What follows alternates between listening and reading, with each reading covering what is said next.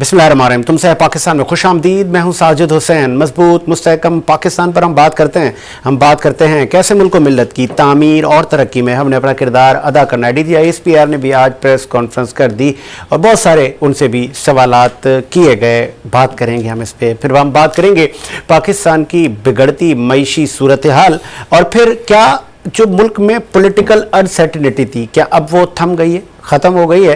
फिर जो हुकूमती इत्तेहाद है उनकी एक बड़ी बैठक भी दुबई में लगी। चहमागोइयाँ हो रही हैं कि साबिक़ वज़ीर आज़म नवाज शरीफ साहब बहुत जल्द वतन वापस आ रहे हैं और जो नाअहली का मामला था उसमें भी कानून साजी कर कर उसको 5 साल तक लेके आया जा रहा है। तो ये बहुत इम्पोर्टेंट कानून साजियाँ भी असम्बली में की जा रही हैं, इस पर बात करेंगे। फिर हम बात करेंगे लतीफ़ खोसा और पीपल्स पार्टी के रहनुमा एतज़ाज़ अहसन। रुकनीत तो इनकी मुअत्तल हो गई है लतीफ़ खोसा साहब की, लेकिन एतज़ाज़ अहसन अभी भी पाकिस्तान पीपल्स पार्टी का टैग लगा के घूम रहे हैं। क्या जो रवाबित है और पाकिस्तान में बैकडोर रवाबित कोई नए नहीं है, क्या ब्रिज का किरदार अदा कर रहे हैं PTI की तरफ से, इस पर भी हम बात करेंगे। स्टूडियो में साथ मौजूद पाकिस्तान तहरीक इंसाफ की भी नुमाइंदगी कर रहे हैं कराची की मारूफ शख्सियत सलीम सचवानी साहब। बहुत शुक्रिया सर। सलीम सचवानी साहब, चेयरमैन PTI का चैप्टर क्लोज की तरफ जा रहा है तो अडवाणी साहब कह रहे हैं अच्छे दिन में आऊँगा सर, इस अच्छे दिनों पर मैं आता हूँ, मैं ज़रा PTI का मौक़िफ़ जान लूँ। सर कोई अच्छा काम नहीं हुआ, आपने सुना क्या आपके काम नहीं होता, ये झूठ पे झूठ अगर बोल रहे हैं तो फिर हम उनको क्या कह सकते हैं। आपके सामने कई दफा मैं PTI के प्रोग्राम गिनवा चुका हूँ कि उन्होंने क्या क्या किया, GDP ग्रोथ कहाँ तक लेके गए, कितने अच्छे दिन शुरू होने वाले हैं, कितने डेमो पे काम किया, हेल्थ कार्ड उन्होंने दिया, ऐसा प्रोग्राम उन्होंने दिया और इसके अलावा GDP ग्रोथ जो है वो तारीखी सतह पे आई और उसके रिजर्व फंड में जो इनको मिले थे उसमें कई गुना इजाफा किया। रशिया से तेल लेने का जो 40% डिस्काउंट था वो आवाम को बताया गया और आवाम को उसके सम्राट भी मिलने थे, मगर इन तमाम बातों को जो है आज हम जो बताया रशिया से तेल आया उसके क्या सम्राट आवाम को मिले, क्या फायदा आवाम को पहुंचा, ये एक करप्ट तरीन हुकूमत है, अच्छे दिनों पे बात करेंगे, करप्ट तरीन निजाम है और ये करप्ट तरीन निजाम की नुमाइंदगी कर रहे हैं यहाँ पे बैठ के। तो मैं इनको कुछ नहीं कह सकता, अगर ये झूठ बोल के अगर खुश हो रहे हैं तो उनको होने दें, हम यही कह सकते हैं। एतज़ाज़ अहसन, लतीफ़ खोसा वो कहते हैं ना ब्रिज का किरदार अदा करने में लगे हुए, एस्टैब्लिशमेंट से राब्ते बहाल करने की कोशिश की जा रही है, कुछ बेहतरी आई? सर देखिए, पाकिस्तान में का सबसे बड़ा मसला मैंने आपको कई दफ़ा ऐसी प्रोग्राम में कहा है, ये है कि हम सुन्नत नबवी पे अमल करें।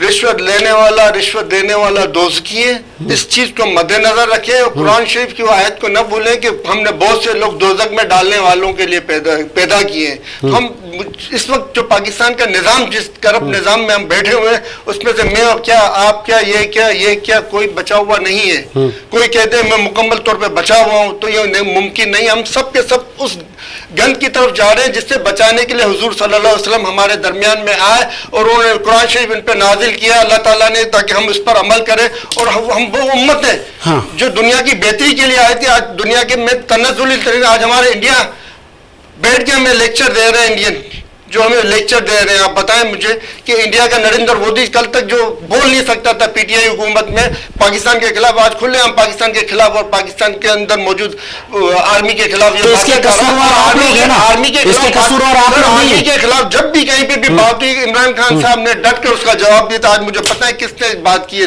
नरेंद्र मोदी के खिलाफ, किसी ने बयान दिया कि नरेंद्र मोदी के खिलाफ हम जो है ये जो है वो नरेंद्र मोदी गुजरात का कसाई है, क्या डालेगा भी इस मौके पर बनता है, क्या बना? नरेंद्र मोदी को जो इज्जत दी गई अमेरिका में वो नहीं मिलनी चाहिए थी। क्या उसके ऊपर कहा कि भाई पहले इंडिया के अंदर में जो मुसलमानों के साथ जो कश्मीरियों के साथ और मुसलमानों के साथ जो सुलूक हो रहा है उसके ऊपर जो वो सुलूक नहीं होना चाहिए। क्या आज इनमें से किसी ने बोला?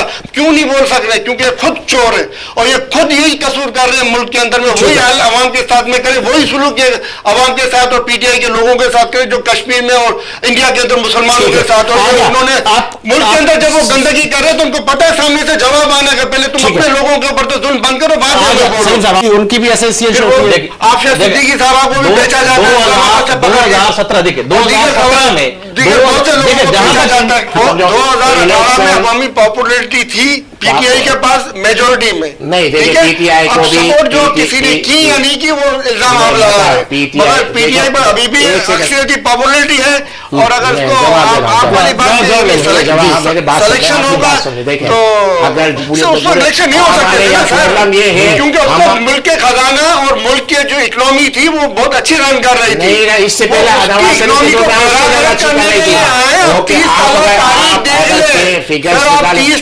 तारीख देख ले इनके सारे एग्रीमेंट देख ले, सीपे के एग्रीमेंट देख ले, आईपीपीएस के एग्रीमेंट देख ले, सारे के सारे मुल्क दुश्मन एग्रीमेंट है इनके, सब दुश्मन थे भाई, सारे मुल्क दुश्मन एग्रीमेंट है सर, दुश्मन एग्रीमेंट आने वाली गवर्नमेंट आप पैसों की कैलकुलेशन करें ना, कितने पैसों का नुकसान नवाज शरीफ ने किया और कितने का खान साहब ने किया। खान साहब प्रॉफिट में देके जा रहे हैं, खान साहब प्रॉफिट में देके जा रहे हैं, नवाज शरीफ नुकसान में देके जा रहा है पाकिस्तान को। जमीन आसमान का सवाल का जवाब खत्म नहीं करते, दूसरा सवाल करते हैं। आप मुझसे 10 सवाल करें, मैं 10 जवाब दूंगा, लेकिन आप मुझे जवाब तो देने दें। कंपेरिजन करें पूरा मुझे सवाल का जवाब सवाल कर दिया। मेरा एक सवाल है, सिर्फ एक सवाल है, वो मैं आपसे एक ही सवाल करता हूं, ठीक है? आपको भी आसानी रहो, मुझे भी आसानी रहे, ठीक है? अब आप मुझे कैलकुलेशन बता दें कि कर्जे कितने लिए गए और कितना पेट्रोल कीमत में प्रॉफिट हुआ, कितने सीपी के पैसे आए और कितना इन्होंने कर्जा लिया और कितना इन्होंने मुल्क को दिया, कितना उन्होंने मुल्क को दिया। सवाल एक ही। ओके, 2018 में आपकी गवर्नमेंट आई, सब पहले 13 वाले बताए ना। हाँ ना, 2018 में आई ना आपकी गवर्नमेंट वाली गवर्नमेंट के साथ ये प्रॉब्लम है। आपका सवाल कैलकुलेशन तो खत्म करने में भाई मैं आपको कैलकुलेशन बता देता हूँ। कैलकुलेशन आपके पास नहीं है, वो कैलकुलेशन आप सुन ले तो आप जवाब बेहतर देने की पोजीशन में आ जाएंगे। बताए, मैं आपके पास सवाल किया मुझे, आप जवाब देना अंदाजे से, मैं आपको हिसाब समझा देता हूँ, उसके बाद आप मेरे को जवाब दें, हम न्यूट्रल है ना,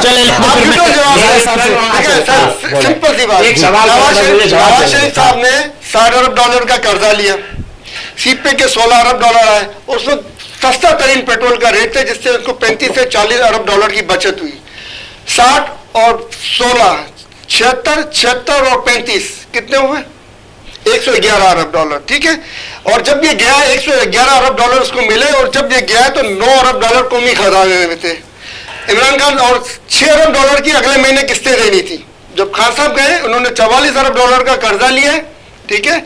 27 अरब डॉलर उन्होंने डायरेक्ट वापस किए, 6.5 अरब डॉलर जो है ना उन्होंने सूद कीमत में वापस किया है, 10 अरब के डॉलर के करीब उन्होंने डैम्स के ऊपर लगाए, तारीख में पहली दफा डैम्स के ऊपर लगा, ठीक है? और जब गए तो उन्होंने जो है ना वो 9 की जगह 16 अरब डॉलर देके गए, और जीडीपी ग्रोथ जो 4 पॉइंट समथिंग उस टाइम पे थी, इतना पैसे आने के बावजूद जीडीपी ग्रोथ 4 पॉइंट समथिंग थी, वो जीडीपी की ग्रोथ 6.1 पे देके गए। ठीक है, आगे आपका। और मैं प्रॉफिट में आया, पाकिस्तान प्रॉफिट में आया। सब प्रॉफिट ये कि सवाल सब मैंने आपको समझाया, जब इमरान खान साहब गए तो वो पाकिस्तान को प्रॉफिट दे के गए, और वो जब गए तो पाकिस्तान को सैकड़ों डॉलर का नुकसान करके गए। ये आपके सामने कौन सा हिसाब दे रहे हैं? आपने सारा कैलकुलेशन बता दिया, आप उसको सर्च कर सकते हैं, आप उसको सर्च कर सकते हैं, नेट पे सब मौजूद है, नेट पे सब मौजूद है। जो मुल्क नुकसान में जा रहा था, जो मुल्क नुकसान में जा रहा था, जिसकी जीडीपी ग्रोथ सैकड़ों डॉलर लेने के बावजूद, मेरा ताल्लुक नून लीग से नहीं है सर, लेकिन आपका जो इंसिडेंट खराब था, आप जो कैलकुलेशन मैंने आपको बताई है, नेक्स्ट प्रोग्राम में आप बात करेंगे।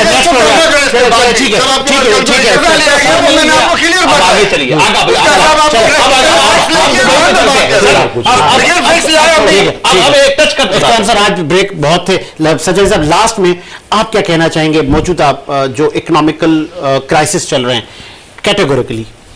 सर, इस तमाम बातों का कैलकुलेशन एक ही आता है, तमाम बुराइयों को जड़ से मिटाने का कैलकुलेशन एक ही आता है, जो मैं कई बार कह चुका हूँ कि सुन्नत नबवी पे अमल करें, अपने आप को दोज़ख में जाने से बचाएं, क्योंकि रिश्वत लेने वाला रिश्वत देने वाला दोनों दोस्त की है।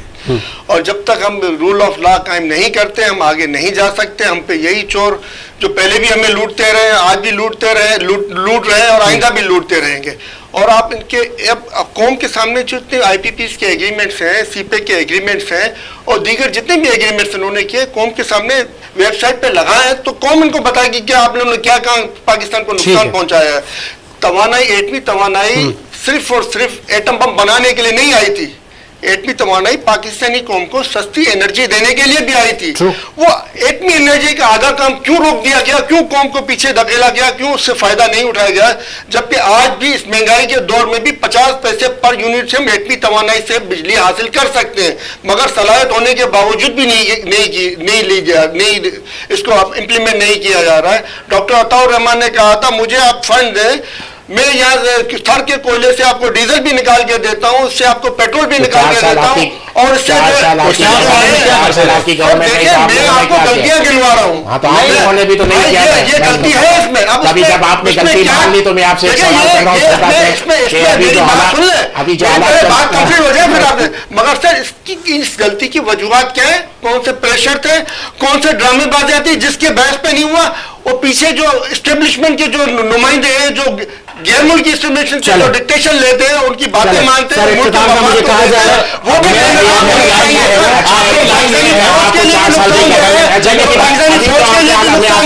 और पाकिस्तानी अवाम के लिए